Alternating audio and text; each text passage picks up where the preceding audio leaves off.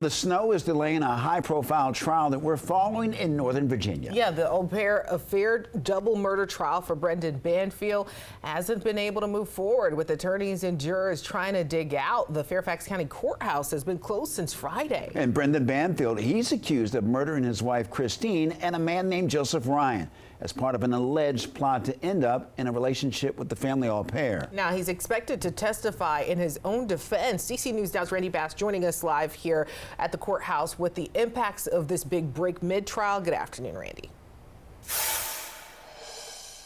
Yes, there's still a lot of work left to do here at the courthouse when it comes to digging out and cleaning up after the storm. Operations here are frozen. That freeze coming just as things were about to start heating up again in the au pair affair double murder trial for Brendan Banfield. Now, once this courthouse opens back up again, the court is expecting to hear testimony from Brendan Banfield himself. His defense attorney, John Carroll, letting the court know on Friday before the storm he's expected to be one of the final witnesses called in the trial, followed by closing arguments and ultimately jury deliberations in the au pair affair double murder trial. Now entering its third week, the defense had been gaining some momentum, calling witnesses before the courthouse closed for the storm. This trial started back on the 12th, and when jurors come back, it will have been more than 2 weeks since jurors heard from the prosecution's star witness, Juliana Perez-Megales, the au pair at the center of this trial. John Fishwick is a former federal prosecutor and current trial lawyer in Virginia. He's breaking down the impact of a big break mid-trial.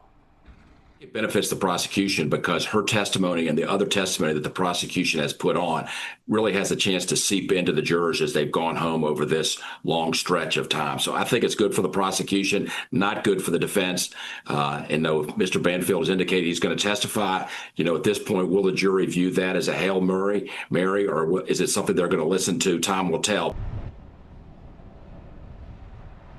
Now, travel to and from the courthouse here in Fairfax County has been snarled by snow and ice left behind after that winter storm moved through. You can see some snowy, icy roads and sidewalks that remain around the courthouse grounds here, though we have seen some plows and some shovels out here throughout the day. Fairfax County has not yet put out any updates in terms of what they want to do for tomorrow. Whether the courthouse is open or not still remains to be seen. However, the judge in this case, Penny Karate, says she believes that this trial will still wrap up by February 6th, regardless of this snow delay. In Fairfax, I'm Randy Bass, DC News Now.